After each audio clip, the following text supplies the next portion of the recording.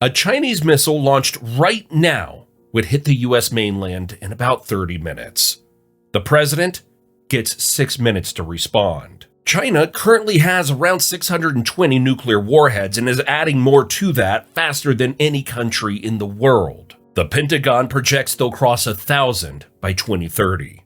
Their main weapon for hitting the US is the DF-41. It drives around on a truck and can launch from almost anywhere, which makes it extremely hard to find and destroy before it fires. Range of over 7,500 miles, capable of carrying up to 3 independently targeted warheads on a single missile, meaning one launch can hit 3 different cities simultaneously. They also have the DF-5, a larger silo-based missile that can carry up to 10 warheads. The newest variant, the DF-5C, was publicly unveiled at China's 2025 military parade and is believed to carry a multi-megaton warhead, meaning a single missile hit produces an explosion many times larger than anything used in World War II. China has also tested a fractional orbital bombardment system, a weapon that flies into orbit, circles the Earth, and comes down from an unexpected direction. Unlike a standard ICBM, it doesn't follow a predictable arc that radar can track from launch. It's essentially a nuclear weapon that approaches from wherever it wants. Across 3 massive silo fields in northern China, they've built over 320 new missile silos with more than 100 already loaded. A lot of those missiles are also stored inside a tunnel network stretching over 3,100 miles underground, what the Chinese military calls the Underground Great Wall, specifically designed to hide and move nuclear weapons in a way that makes them nearly impossible to track from above. Then there are the submarines. 6 ballistic missile submarines, each carrying up to 12 missiles. While they operate on a rotation, the US military has confirmed China now keeps at least one of these submarines constantly at sea on deterrence patrol. Even if the US somehow destroyed every land-based launcher in a first strike, that submarine survives and fires back.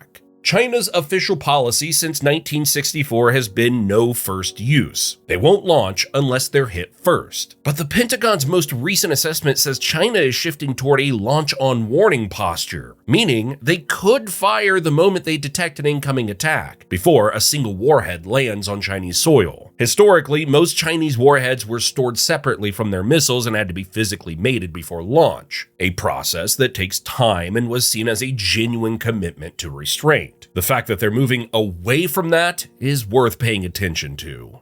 The launch. In China's system, the decision to use a nuclear weapon sits with one person, Xi Jinping, as chairman of the Central Military Commission. Under Xi, that authority was centralized away from the committee structure that used to govern it. One man, one call. Once the order is given, it passes through military command down to the rocket force launch brigades in minutes. The DF-41 is a solid fuel missile. No lengthy refueling process beforehand. Stored, ready to go. From the order to liftoff could be just a few minutes. The missile heads north, not west across the Pacific, north over the Arctic and down across Canada into the continental US. It's the shortest route between China and America and the path any Chinese ICBM would take. Total flight time to US soil, roughly 30 minutes.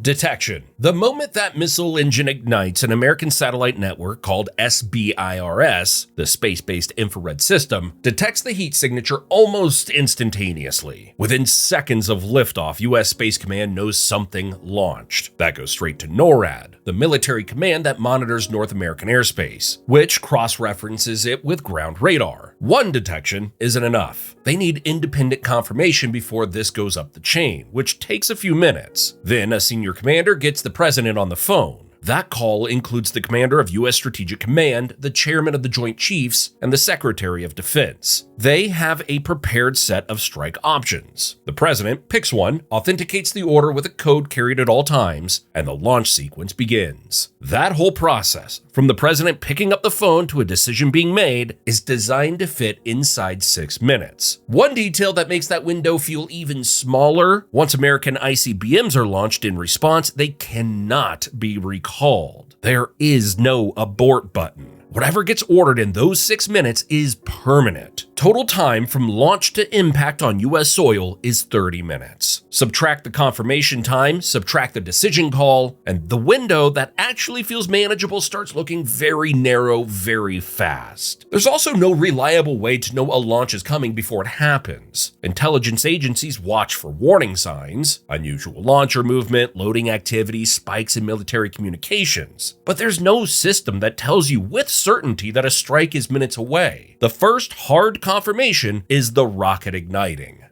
The target. China has never publicly stated what it would aim at, but nuclear doctrine gives a reasonable picture. The most logical first targets are US nuclear forces, ICBM fields, intercontinental ballistic missile bases in Montana, Wyoming, and North Dakota, submarine bases in Washington State and Georgia, and command centers like Strategic Command Headquarters in Nebraska. If you're launching a nuclear strike, the most rational military objective is destroying the other side's ability to shoot back. Washington, D.C. is an obvious target for its command value. In a limited strike scenario, military and command targets come first. A larger salvo would likely include major population centers, not for purely military reasons, but to maximize pressure on whoever's still alive in the US government to stand down rather than retaliate further.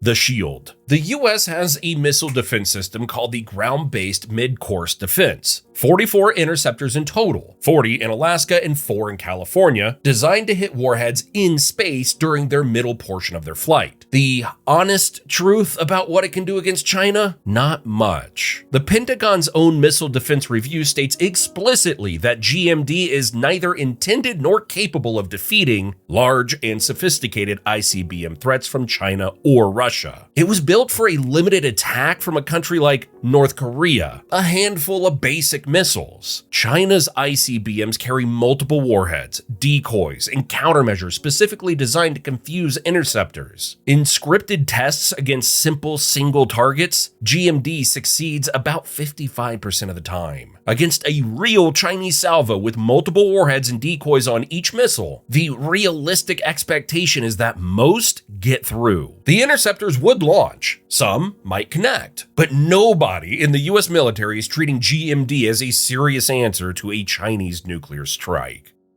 What happens next? American nuclear strategy is built around one guarantee that has never changed. If you hit the US with nuclear weapons, you get hit back hard enough that your country stops functioning. That response is pre-planned, pre-authorized, and doesn't require anyone to make a fresh decision in the moment. It just requires someone to execute the order. American ballistic missile submarines are already at sea right now, already armed, already assigned to their targets. A single Ohio-class submarine carries up to 20 missiles, each capable of carrying up to 8 warheads. One submarine, if fully loaded, has more destructive capacity than everything used in World War II combined. Even if a Chinese strike somehow wiped out every land-based American missile and every command center in Washington, those submarines still fire. China's leadership understands this completely. It's exactly why every serious assessment of Chinese nuclear doctrine reaches the same conclusion. These weapons exist to make sure nobody attacks China, not to actually start something. The real danger isn't a calculated Chinese decision to launch at the US. It's a crisis that spirals faster than anyone planned for. A conventional conflict that accidentally threatens Chinese nuclear infrastructure, triggering a launch-on warning response that nobody deliberately started. Not a decision, a mistake. If you want to see what World War III might actually look like, that video is on screen right now. Thanks for watching.